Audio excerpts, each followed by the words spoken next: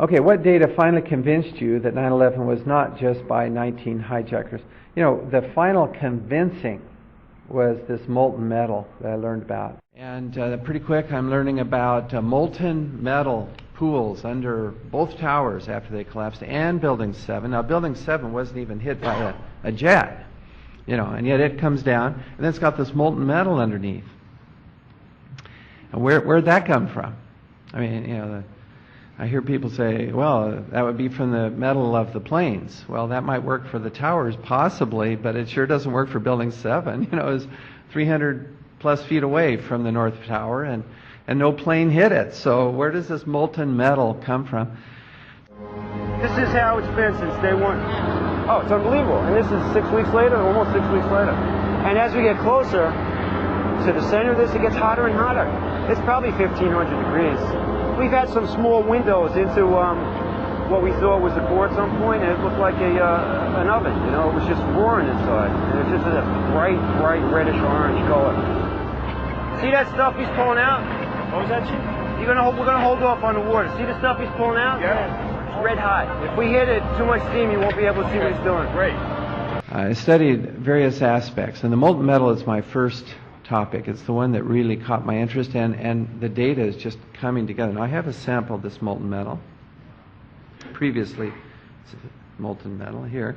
Just a tiny sample. This is really all we need. I brought along with me at the last minute. I thought, well, I'll throw that in.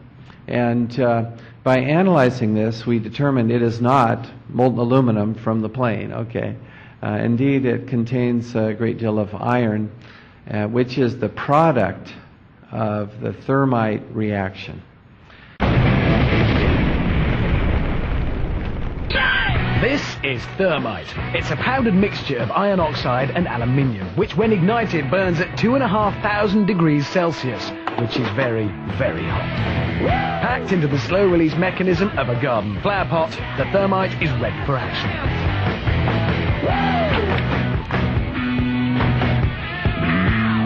Just light the touch paper and stand well back.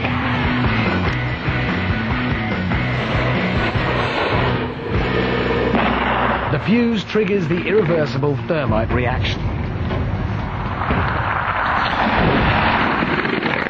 As scorching hot meets freezing cold, a fierce battle rages.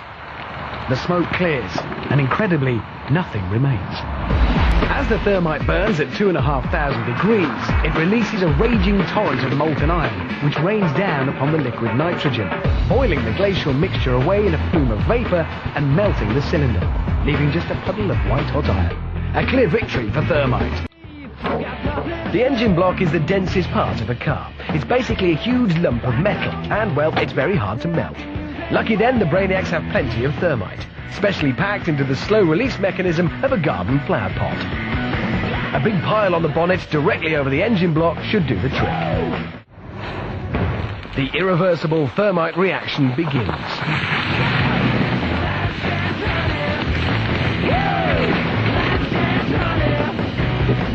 Within seconds, the fiery concoction eats through the bonnet, spraying molten thermite into the engine beneath.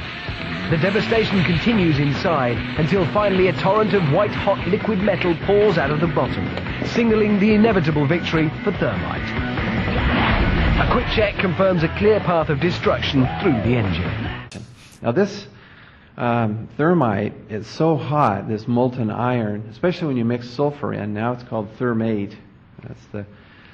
So sulfur added to this molten iron, and it'll just cut through steel, through structural steel, for example, like a knife through butter.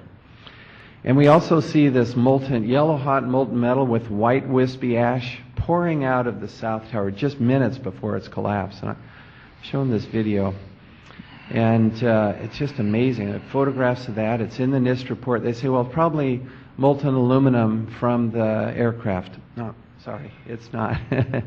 We did experiments at BYU. See, that was in the New York Times as the sulfidation of the steel came out.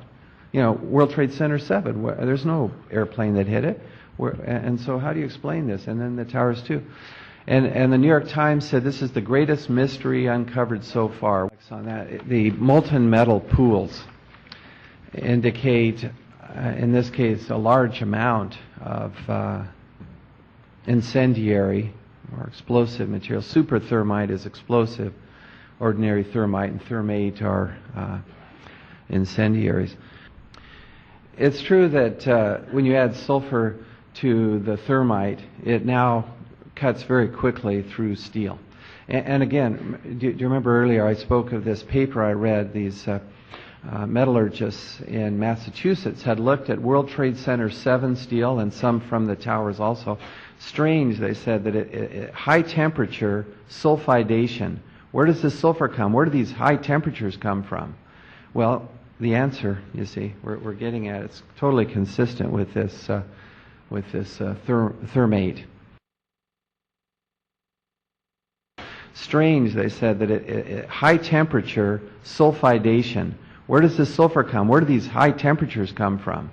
Well, the answer, you see, we're getting at, it's totally consistent with this thermate.